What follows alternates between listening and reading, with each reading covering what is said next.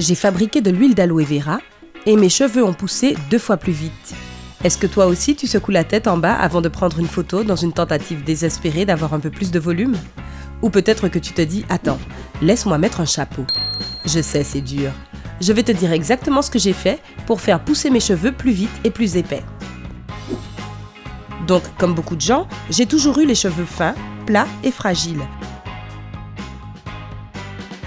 C'est sûrement pour ça que c'est tellement drôle, ou déprimant, pour moi de voir des publicités montrant des femmes avec les cheveux longs, épais et soyeux.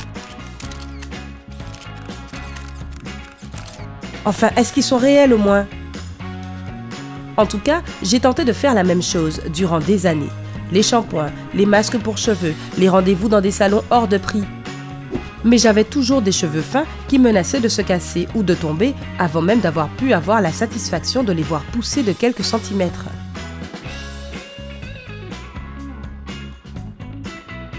Oui, j'avais une vie capillaire terrible.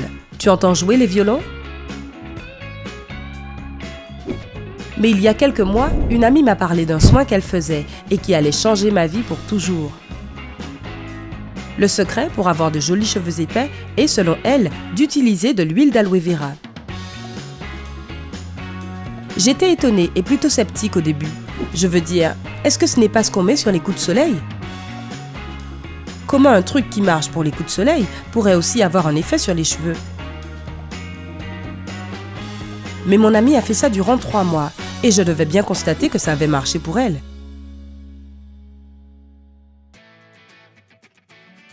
De plus, elle ne dépensait pas autant d'argent que moi chez le coiffeur, car elle faisait sa propre huile.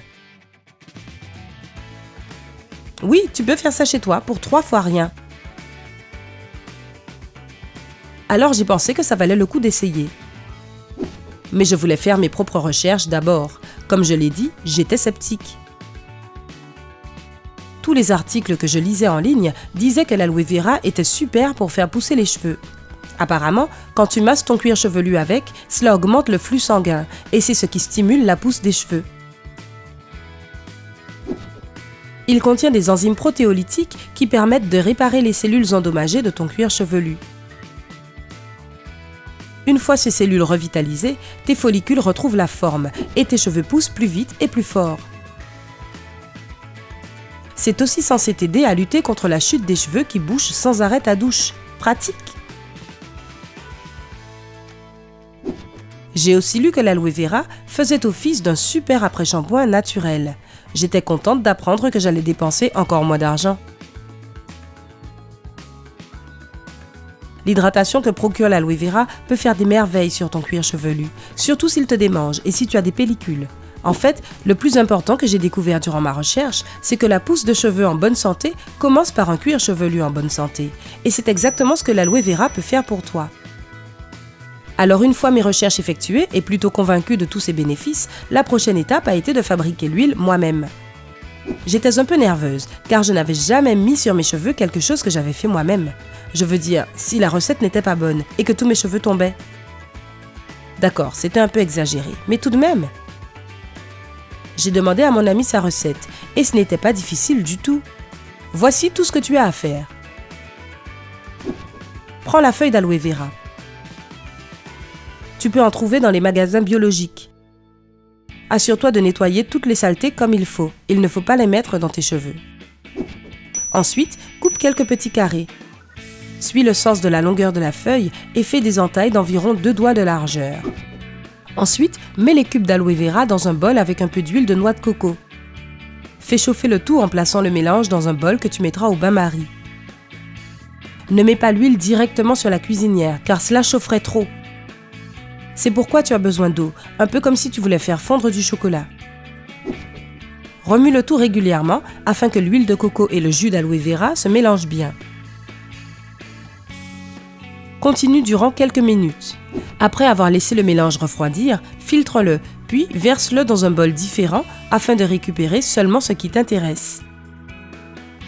Ensuite, tout ce que tu auras à faire est de masser ton cuir chevelu avec cette huile. Concentre-toi bien sur les racines. Je mets quand même aussi ce mélange sur mes pointes, ça ne peut leur faire que du bien. Après t'être massé la tête, laisse agir de 40 à 60 minutes. Je laisse souvent 1 heure pour profiter au mieux des bienfaits. Une fois que tu as laissé reposer, tu peux aller à la douche et nettoyer tes cheveux avec du shampoing normal. Assure-toi qu'il ne soit pas trop décapant. Il ne faut pas qu'il agresse tes cheveux. Si c'est plus simple, tu peux laisser le mélange huileux sur tes cheveux toute la nuit et le laver le matin. Je recommande juste dans ce cas de porter une serviette pour éviter de tacher ton oreiller. En faisant cela 2 à 3 fois par semaine durant environ 2 mois, je peux te dire que tu verras la différence. Au jour 45 environ, mes cheveux étaient bien plus brillants et plus épais. Et seulement après le 3e mois, le jour 95, mes cheveux étaient visiblement plus longs.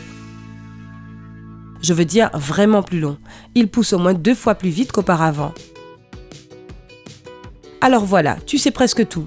L'huile capillaire à l'aloe vera fonctionne vraiment. Et cela m'a fait penser aux autres traitements faits maison qui pourraient stimuler la pousse des cheveux. C'est alors que je me suis replongée dans mes recherches. J'ai donc testé d'autres méthodes faites maison sur mes cheveux.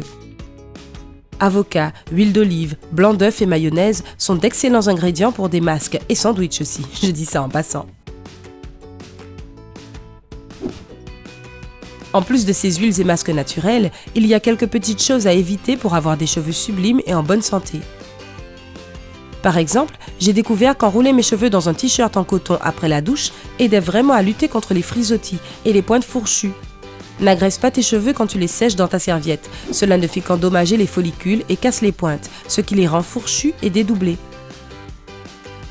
J'ai également remarqué que laisser mes cheveux détachés plus souvent évitait de les casser.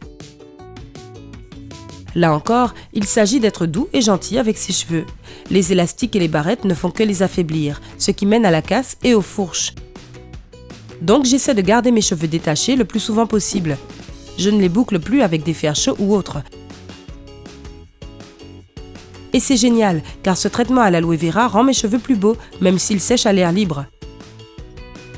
Alors essaie toi aussi, et dis-moi comment ça s'est passé pour toi. Connais-tu d'autres traitements maison pour des cheveux plus épais et plus longs? Laisse-nous tes commentaires ci-dessous. N'oublie pas de donner un j'aime à cette vidéo, de la partager avec tes amis et de cliquer sur s'abonner pour rester sur Sympa.